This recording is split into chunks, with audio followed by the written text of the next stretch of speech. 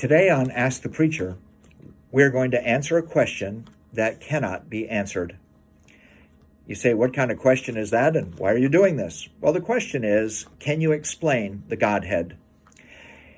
And the reason that it's impossible to answer in a satisfactory manner or a complete manner is because God is eternal and we are not. God is infinite, and we cannot grasp that.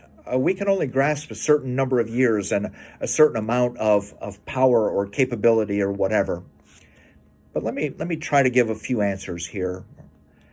One way that I look at the Godhead, the three in one, some people call it the Trinity or the Triune God, Father, Son, and Holy Spirit. I would use the concept of water to explain. Water is made up of hydrogen and oxygen, 2 parts hydrogen, 1 part oxygen, if I remember my chemistry correctly. But water, depending on the temperature, is in different forms. Sometimes water is a solid, sometimes a liquid, sometimes a gas. And so the solid with water below 32 degrees Fahrenheit is ice. The gas is when it's above 212 degrees Fahrenheit or thereabouts, and that's steam. And of course, we know what liquid water is. Jesus is more like the ice, the solid, that which, as 1 John chapter 1 says, could be heard and seen and handled and touched and that kind of thing. Jesus was here and could be experienced. The Holy Spirit is God who lives inside of us, God who leads us and guides us, God who inspired the writing of the Bible, things like that.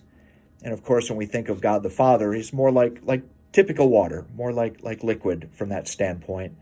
Now, obviously, every illustration, every comparison breaks down at some point. We can't push this too far. But God is eternal. God is spirit.